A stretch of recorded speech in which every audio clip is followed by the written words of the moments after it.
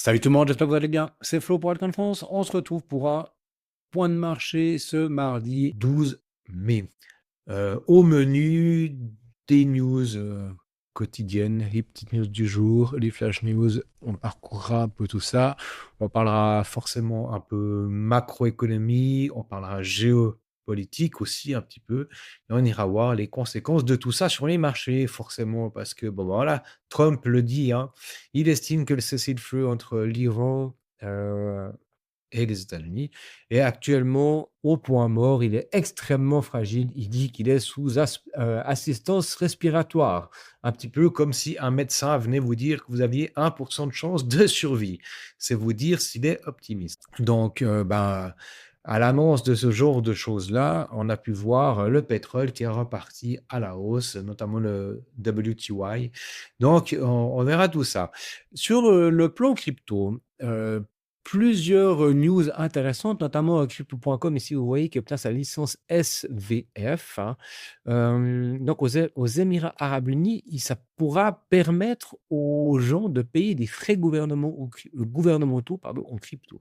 Ça, c'est assez intéressant. Crypto.com, c'est quand même une des plateformes. Alors, il y a beaucoup de gens qui la critiquent. Pour trader, c'est pas hyper pratique, mais on peut pas leur enlever un truc, c'est qu'ils ont réussi à avoir des agréments à peu près partout.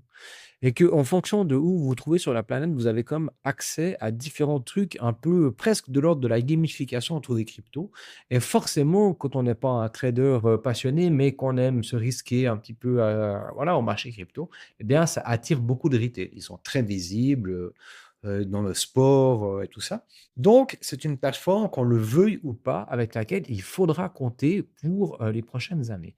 Donc, je vous invite à aller regarder leurs jetons qui est sans doute beaucoup manipulé, mais qui est extrêmement bas actuellement et qui offre quand même quelques potentielles plus-values qui sont pas complètement déconnantes, hein. Euh, à voir, c'est à méditer ce genre de jetons-là, hein. Payward, la société mère de plateforme de crypto. Kraken qui cherche à lever un nouveau fonds pour une valorisation de 20 milliards. Ils vont être introduits en bourse. On ne sait pas exactement quand, mais Kraken, pour rappel, c'est une des plateformes historiques en crypto. Ça fait extrêmement longtemps qu'ils sont là, ça fait depuis 2017 ou 2018. Ça fonctionne très bien. C'est une des rares plateformes qui n'a jamais été hackée. Ça fait, oui, CAC n'a jamais eu de problème de hack. Très sécure, beaucoup moins de volume qu'auparavant, mais par contre très utilisé par les institutionnels ou les gros portefeuilles, notamment aussi pour y déposer des monnaies fiat. Ça marche très très bien. Donc intéressant, si vous ne connaissez pas Kraken, allez jeter un petit œil là-dessus. Le Clarity Act, ça avance du côté du Sénat américain, c'est très bien. Les ETF aussi, Hyperliquid, c'est 21 Shares qui le propose. Je vais y arriver. Un ETF sur Hyperliquid, le THYP, le 12 mai, ben, c'est aujourd'hui. On verra si ça fonctionne ou pas. Il y a pas mal d'ETF qui sont sortis, qui ont fait quand même des sacrés flops, hein. À part Bitcoin, Ethereum, pour le moment, on ne peut pas dire que ce soit la monstre ruée sur les ETF. Euh, je pense que c'est trop volatile pour beaucoup de gros portefeuilles. Euh, et une partie des gens qui ne sont pas sur les cryptos, qui préfèrent être sur un marché traditionnel et voilà, qui croient pas tellement en la blockchain. À la limite, Ethereum, Bitcoin, c'est OK, mais les alts, c'est encore un peu tendu, j'ai l'impression. On verra tout ça. Un ETF, le DRAM, qui est dédié aux puces mémoire, a été lancé. Alors, on sait que ce qui fonctionne extrêmement bien dans la tech maintenant, hein, c'est tout ce qui touche à la mémoire. Alors, il y a bien sûr l'intelligence artificielle, mais il y a tout ce qui touche à la mémoire et aux semi-conducteurs. Donc, c'est plutôt assez malin d'avoir fait un ETF là autour, hein. 6,5 milliards d'actifs extrêmement rapidement. Je pense que ça, il y a un bon poids à jouer. À voir comment ça se profile, mais peut-être qu'il y a un coup à faire là-dessus. On continue aussi avec Grayscale qui aimerait convertir son trust en de Zcash en un ETF spot. On verra. Même chose que pour Hype et puis d'autres ETF. moi, je reste pas ultra convaincu. On voit ici, hein, l'ETF sur Solana, c'est extrêmement faible les volumes. Pourtant, Dieu sait que Solana est poussé par les instituts, et les banques et tout ça aux États-Unis notamment. Mais ça reste extrêmement faible, hein. Belle entrée ici le 6, mais sinon, on voit que ça vole pas méga haut, hein. On verra ce que ça raconte sur du long cours. Très bien, bah, vu qu'on est sur les ETF, on va regarder. On voit que c'est un peu parsemé, hein. Hier, sorti. Ouais, ça oscille passablement hier. Petite entrée sur Bitcoin. Ouais. Bon, bah, forcément, on est toujours positif sur du long terme, mais alors, au niveau de l'order flow, qu'est-ce qu'il nous raconte pour le moment sur Bitcoin? On a laissé des futurs qui continuent de monter, l'open interest qui grimpe, le spot qui est toujours à plat. Tiens, ça me fait penser, c'est exactement ce qu'on vous présente ici, hein, dans cet article qui était proposé sur X. On voit que le BTC, il monte, mais les flux racontent une autre histoire, hein. Donc, c'est toujours intéressant d'avoir les deux versions, d'avoir ce qu'on veut bien nous communiquer, parce que forcément, les exchanges et les gros portefeuilles ils communiquent sur leur soi-disant move, ce qu'ils sont en train d'acheter, de vendre et tout ça. Mais derrière, eh bien, il y a le comportement réel des portefeuilles sur la blockchain. Et pour le moment, ce qu'on voit, c'est qu'on n'est pas du tout dans une phase d'accumulation agressive de Bitcoin au vu de jouer un énorme rallye et puis d'avoir un retour très haut. Au contraire, on est plutôt en train de se dire que bah, pour le moment, vous voyez, hein, on joue plutôt des corrections. Si on regarde ce graphe ici, à chaque fois qu'on est en train de faiblir, eh bien, on a à nouveau une correction qui pourrait arriver. Donc, pour le moment, on est plutôt en train de se dire qu'on va sans doute avoir le retour de bâton bientôt, mais ça, c'est le scénario qu'on vous tease depuis un certain moment. Ça, c'est clair. Partenariat, Swatch, Solana, Audemars Piguet. Ouais, c'est intéressant parce qu'on en a parlé, ça a parlé hier dans les médias en Suisse, hein, le, le partenariat entre AP et puis Swatch. Audemars Piguet, pour ceux qui ne connaissent pas, c'est une montre de marque de luxe qui est vraiment très tendance, notamment avec ce profil iconique ici, hein.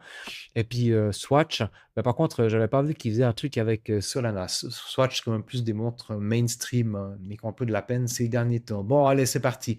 WTI, vous voyez, hein, le pétrole qui repart gentiment à la hausse. Donc, on est un peu en train de compresser quelque chose. Le pétrole qui ne sait pas s'il doit déjà monter à 130 ou rester ici. Mais quoi qu'il en soit, tous les analystes le disent, même si la guerre prenait fin demain, il faudrait au mieux, des semaines, voire quelques mois pour que les choses se remettent gentiment en ordre, parce que les capacités de production, de raffinage, d'exportation ont été largement endommagées. Et si ma foi, ce blocus et puis si la guerre doit continuer avec d'autres destructions, on parle de forcément de nombreux mois, voire même d'une année ou plus pour que le prix du pétrole puisse revenir à quelque chose de plutôt normal. Donc ça, je vous laisse imaginer ce que ça va faire sur du moyen long terme sur l'économie. D'ailleurs, sauf erreur, Trump et ses équipes réfléchissent, hein. Aux États-Unis, il y a la possibilité pour eux de prendre, entre guillemets, la décision de sortir le prix du pétrole du marché traditionnel pour imposer un prix étatique. Alors, bah, ces copains qui sont les foreurs et autres exportateurs de pétrole, je pense qu'ils ne voient pas ça d'un bon œil. Surtout que s'ils continuent, l'État achète, entre guillemets, à prix coûtant pour après revendre aux Américains à prix cassé, la différence, ce sera l'État qui va la payer. Alors ça, je pense que ça va un peu lui faire mal au bonbon.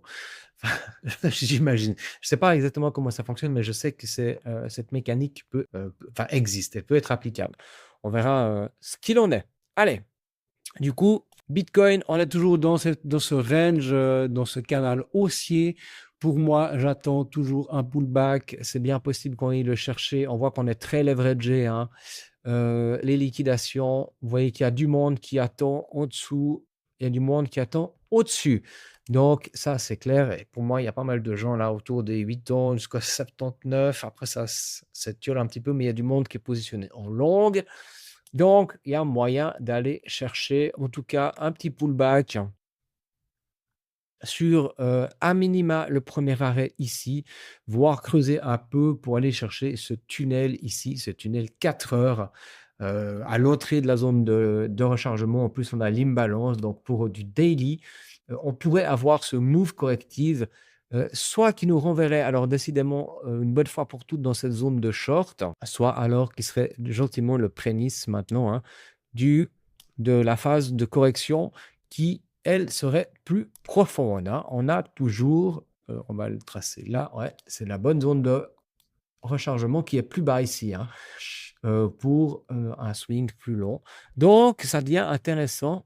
Alors, on fait attention parce que ça devient intéressant de se positionner au short, mais on doit faire gaffe parce qu'on ne peut pas exclure un squeeze. Hein. On peut pas, peut-être qu'on fera ça avant de faire ça. Mais pour moi, mon scénario, ça reste quand même une continuation baissière. Et c'est exactement ce que le post ici sur X semble montrer. Bien sûr, je vous rappelle que pour toutes ces news, si vous n'êtes pas sur X, je vous invite à nous rejoindre sur l'application Altcoin France. Vous avez toutes ces infos qui sont mises ici hein, dans la partie flash public.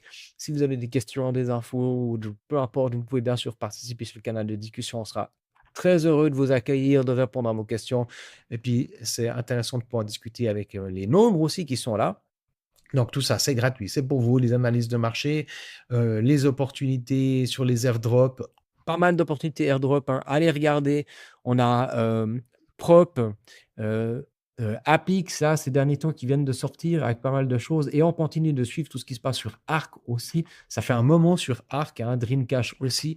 Mais ça continue à être farmé, tout ça. Donc n'hésitez pas, si vous avez un petit peu de temps. Et plein d'autres infos. Et après, bien sûr, si vous voulez aller plus loin avec nous, il y a la partie 8 Investor, si vous voulez être profitable. Hein. On voit ici les performances des clients qui sont sur 8 Investor. Ces derniers jours, ça boque pas mal. On a eu vraiment quelques beaux coups. C'était intéressant. Donc, vous voyez, c'est plutôt bien senti tout ça.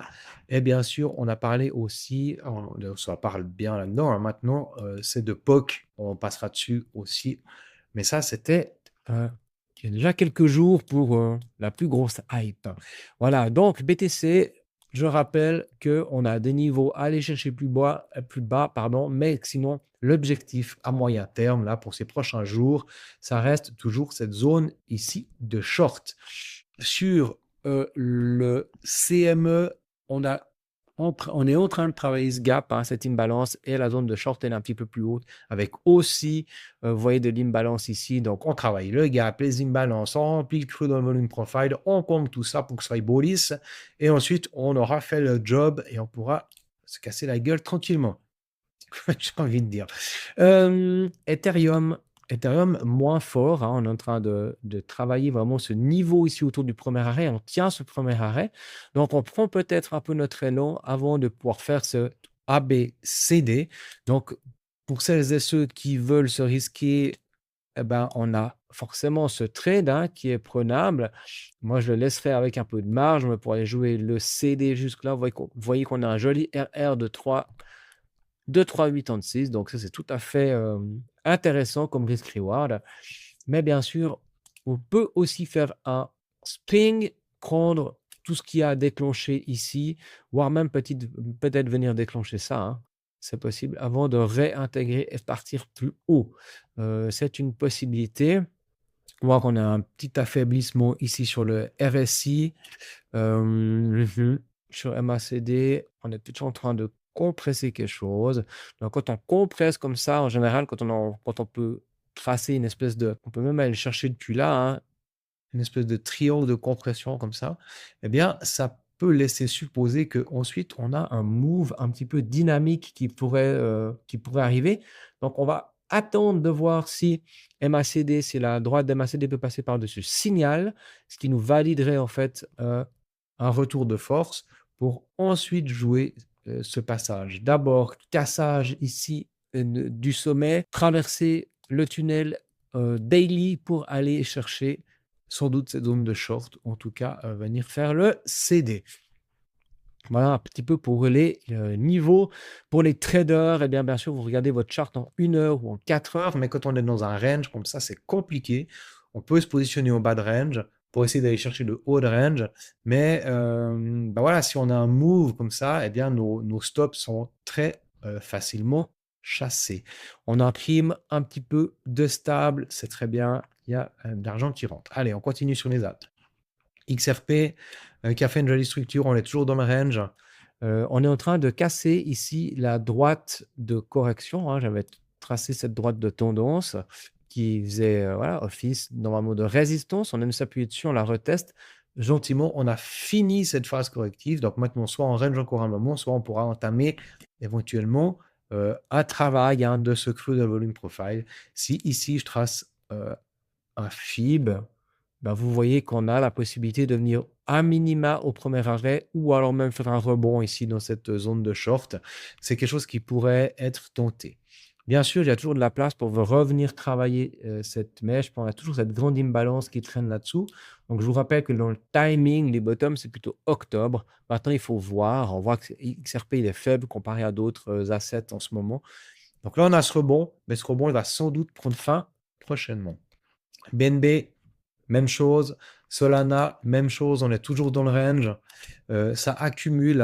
On est en train de break le range ici, en daily. On a pris le sommet, en tout cas. Vous voyez, si je fasse ici, on est venu juste prendre le sommet, puis on réintègre. Donc, si on n'arrive pas à rester au-dessus, normalement, si on fait un breakout, on doit rester dessus avant de pouvoir aller plus loin.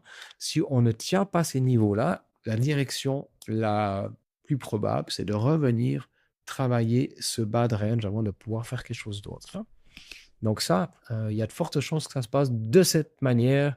Là, on a pris une balance, là, il n'y en a plus. La prochaine, elle est ici, on peut la tracer et la zone de short, elle est là. Donc, pour le moment, ça reste assez faible. Mais ça, c'est une belle phase d'accumulation. N'oubliez pas, quand c'est horizontal, quand personne n'en parle, c'est là qu'on rend. Suit, même chose. On a fait de l'accumulation, on a explosé. Est-ce qu'on rentre maintenant? Ben non, on est sur le premier arrêt, donc là c'est compliqué. L'objectif potentiel, on n'est pas venu prendre ici, il y a ce sommet à venir déclencher encore. Eh bien, on va observer ce qui se passe. Alors là, on a plusieurs niveaux. On a ce tunnel daily qui va continuer à se poser un peu comme ça. Donc maintenant, on peut le tenir pour aller travailler la zone de short. En même temps, on sera sur quoi? On sera sur le premier arrêt du move, là, de toute la correction. Donc nous, on va prendre notre FIB ici, le tracer jusqu'au sommet là. Et vous voyez qu'on a des points de corrélation, des convergences, comme on dit, entre ce FIB, ce premier arrêt de FIB ici, celui-là ici, plus notre tunnel. On a 3 indicateurs qui pointent au même endroit. Donc, on a sans doute un niveau ici un peu pivot qui doit être travaillé. En plus, on a un trou ici dans le volume profile. Donc, ça fait un 4e indicateur. Donc, très intéressant. On va attendre ce pullback là-dessus. Et là, dans cette zone-là, on va observer ce qui se passe. Soit on va consolider un peu avec un dip, puis intégration partir plus haut. Ça, c'est le volume et puis le MACD qui nous le dira, ou bien le RSI aussi, mais un oscillateur de momentum. Ou alors, on va compresser quelque chose et puis l'objectif, ce sera à minima de revenir travailler les 1,42, voire même la zone de short. Donc là, on va observer ça. Hondo, même combine, sauf que là, on est déjà dans la zone de short, on a déjà cassé, donc bien plus fort que sur SUI. Donc Hondo, je vous rappelle, des très bonnes news, des partenariats intéressants. C'est vraiment extrêmement bien ce que fait Hondo. On est venu prendre ici le sommet, donc réintégration après la prise de sommet. Il faudrait tenir ce tunnel daily et puis bien sûr tenir la zone ici avec le premier arrêt pour espérer aller plus haut, sinon ce sera retour week of check, ligne de coup autour des 0,3, ce qui ferait un très bon point d'entrée. Si on doit venir casser, ici, consolider et repartir, et là on aura une très belle entrée pour revenir accumuler un peu de Hondo. Pendle, un peu la même chose. Ici, on a un point qui est très important autour des 1,81. C'est une zone qui fait un peu pivot. On a fait résistance et puis après support dessus. Et là, on voit qu'on est en train de la passer, on s'en affranchit et du coup, on va où? On retravaille ici le tunnel daily. Donc, même chose. Si on prend FIB depuis le dernier sommet jusqu'au plus bas, le plus bas, il est là. On voit qu'on est dans la zone de short. Donc, c'est une zone qui va être appelée à être travaillée. On doit observer cette zone-là pour voir si on a de la résistance là-dedans ou si on arrive à la travailler pour aller chercher ces différents sommets. On pourra aller déclencher ces sommets-là, mais le sommet, pour moi, un des sommets intéressants qu'il faudra vraiment prendre, c'est où j'ai mis mon petit truc boule ici à 2,9. Là, ce sera vraiment intéressant. Mais Pendle, on est toujours dans des niveaux qui sont vraiment propices si on prend depuis en haut jusqu'au tout en bas. Vous voyez qu'on est dans des niveaux qui sont propices pour... Ah non, pardon, c'est pas de cela. Je dis n'importe quoi. Il est déjà tracé d'ailleurs. On est toujours sous la zone de rechargement d'achat, la zone OTE. On est même autour des 88,6 de Fibo, entre les 88,6 et les 78,6. Donc, toujours intéressant pour ceux qui DCA tranquillement là-dessus. On continue Morpho. Morpho, on a compressé ce triangle très très bien. On s'en est extrait. On est dans la zone de short. Dans la zone de short, on voit qu'on est en train de refaire une petite phase de compression ici. Hein. On avait proposé un trade qui était hyper intéressant. Donc, on est déjà à break-even sur ce trade-là. Donc, normalement, nos positions, elles sont sécures. On n'a plus rien à craindre. Soit on ferme la position parce qu'on estime qu'on a suffisamment pris et puis en plus, en même temps, ça commence à traîner un petit peu. Ou alors, on est optimiste et on se dit qu'on doit encore faire un push, ce qui est possible. Mais pour le moment, on voit qu'on est en train de gentiment redescendre dans la zone de rechargement ici. Donc, pour moi, on doit y aller. Hein. On ne va pas rester sur ce niveau-là. On doit aller sans doute, peut-être même travailler l'imbalance là-dessous. Hein. Donc, en daily, pour moi, ici, le schéma, c'est top. Donc, phase de correction. On va devoir attendre en daily une phase de W de bottom pour pouvoir inverser la structure. Donc, on a une structure de retournement. Il nous en faut une autre à l'inverse dans la même time frame pour pouvoir se dire que on repart à la hausse. Sinon, on corrigera l'anti du mouvement ou en tout cas une bonne partie, c'est-à-dire on va prendre ici un bottom, un top ici. Donc déjà, venir sur le premier arrêt, hein. Convergence, premier arrêt, zone de rechargement ici. Donc vous voyez, c'est important ces zones de convergence. En plus, on est sur une zone qui sera une zone de support. Hein. On a fait résistance, résistance, résistance, résistance. Puis là, du coup, on fera support. Mais sinon, si on break les 38,2 ici, les $2 plus ou moins, pour moi, on ira déclencher tout ce qu'il y a là-dessous. On ira prendre tout ça et on pourra revenir autour des 1,7, peut-être même un peu plus bas. Vous voyez qu'on a le tunnel daily qui sera là, hein, qui nous attend. Donc, ça, c'est fort possible. On observe tout ça. Vous avez les niveaux, comme ça, vous savez quoi faire. On a posé la question.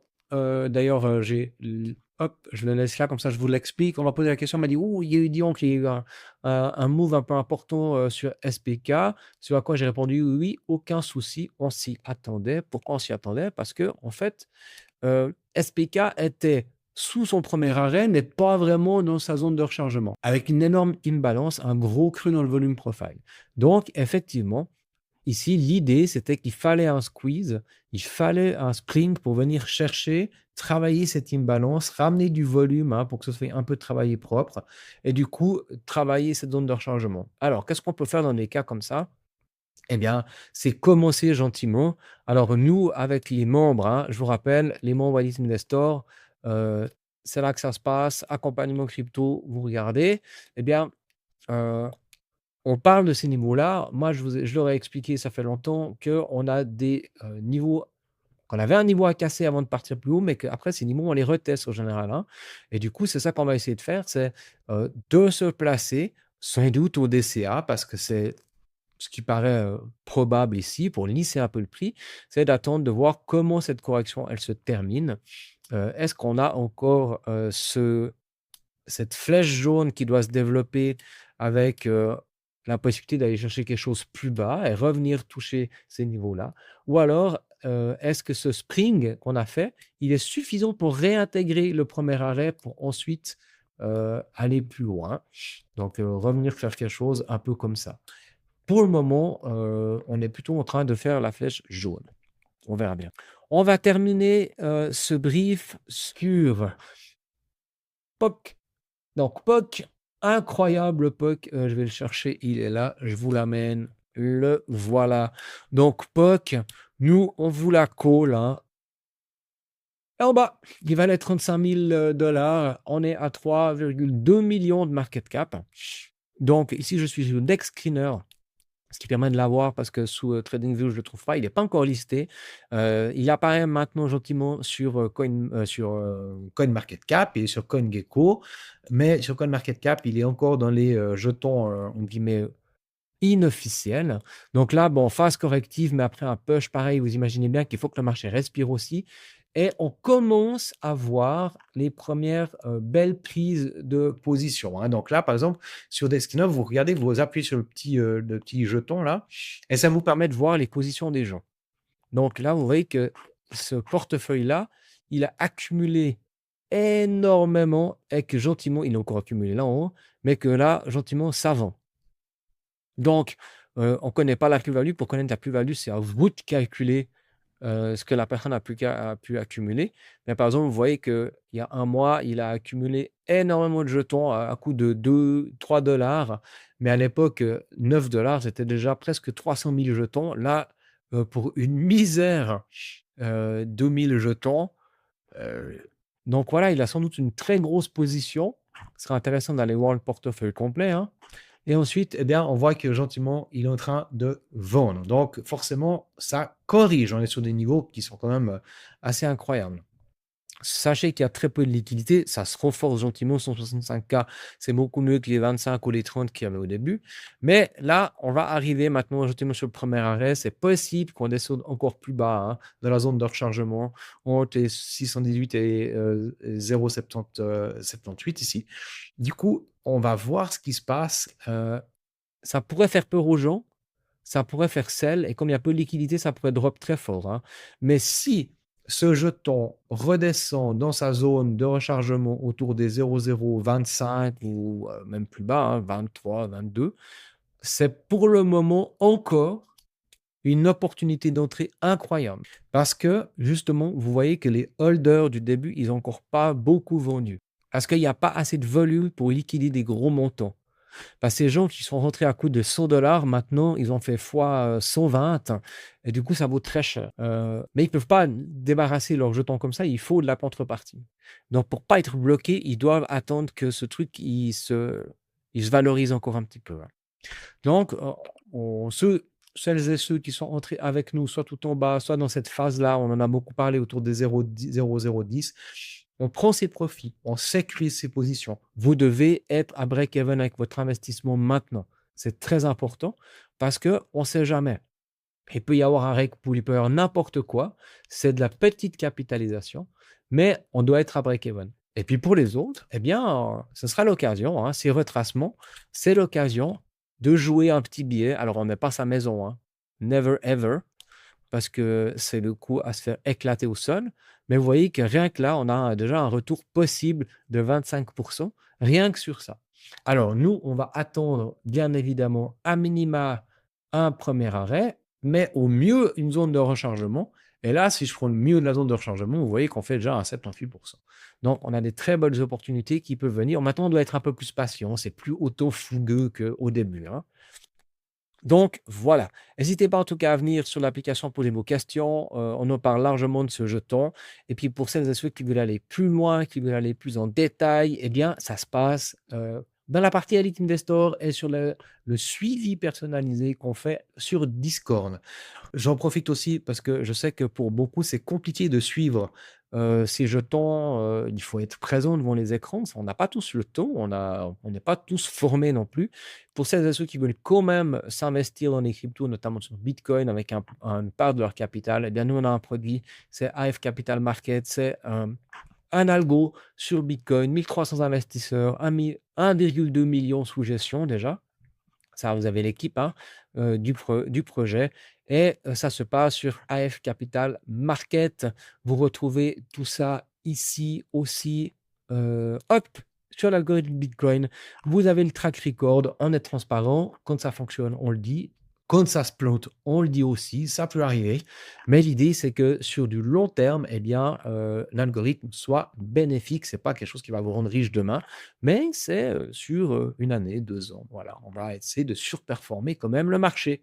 Voilà, extra. Moi, je vais vous laisser ici. On se retrouve jeudi pour le live, jeudi 18h avec Valentin. Prochaine vidéo de marché, on verra sans doute vendredi ou samedi, ou peut-être dimanche, ou peut-être les 3, ou les 2, je ne sais rien. On verra un petit peu en fonction de ce que le marché a nous dit en fait, hein. Si ça reste comme ça, on ne va pas faire des vidéos pour faire des vidéos. Extra.